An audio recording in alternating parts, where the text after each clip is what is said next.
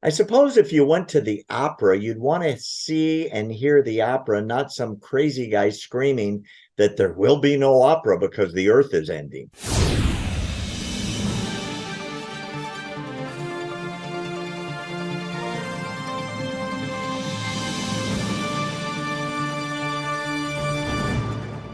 There's all these climate activists that think it's a good thing to like deface art and scream in the middle of concerts and so on, but I never thought I would see this one.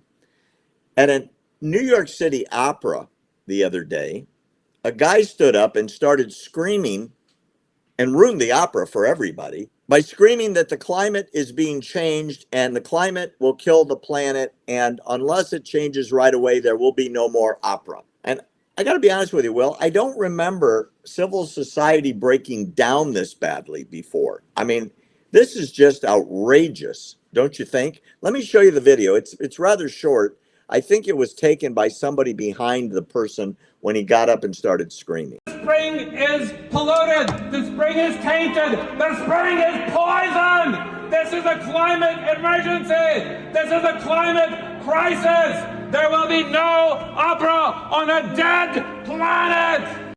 Okay, so he's very articulate. I mean, how old is he?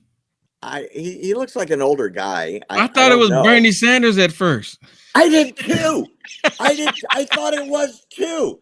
So I feel better because I thought it was Bernie Sanders screaming because that sounds like something an old crazy person might do. Yeah, he must be related to him.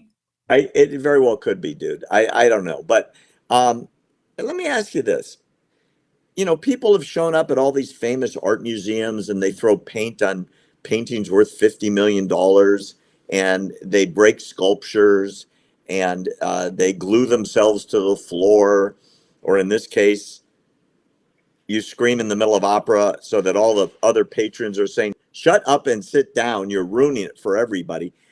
Do any minds get changed, do you think, ever? No. Ever? And what's really interesting is the number of people. Now, I'm not saying that conservatives, what I'm saying is that conservatives, there's some conservatives that will go to the opera. You know, I might go one day. It's not like on my bucket list or anything, but I might go one day, you know. But majority of the people that go to these events and go to these art galleries that are extremely weird and, you know, these pictures and stuff, they're ran by freaking liberals.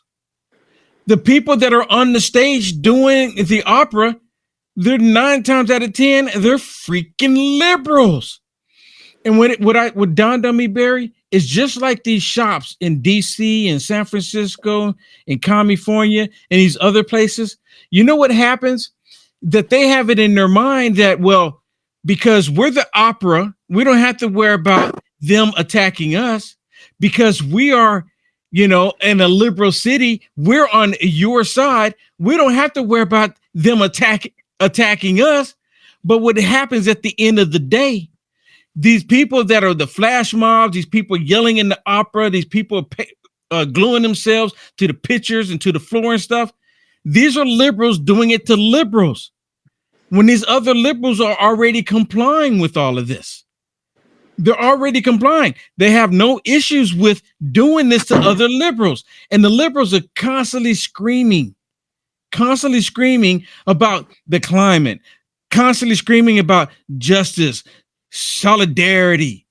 They're constantly screaming about this over and over and over again. And yet they turn around and then they go glue themselves to a picture in an art gallery ran by stinking liberals. By liberals. I mean, the liberals doing it to liberals. So let me ask you a question. So the opera's over, let's say, and there's, I don't know how many people sit in an opera audience, 500. Yeah, okay. How many of those 500 people are going to go, wow, that guy made such a good point. The whole world is going to end and there won't be any opera. So in order to save opera on a not dead planet, what should I do? Oh, I know. I'll stop driving my car. I'll ride a bicycle. I won't eat meat. I won't go on a plane, etc. Is that what happens? I can't imagine. I think what ended up happening, they go out and said, I'm just so angry. I'm so angry. I mean, I understand and I support the cause, but he could have waited. What about my time? What about my time? I'm telling you, Barry, this is exactly how they think. They were like, well, he just disrupted my evening. He could have waited.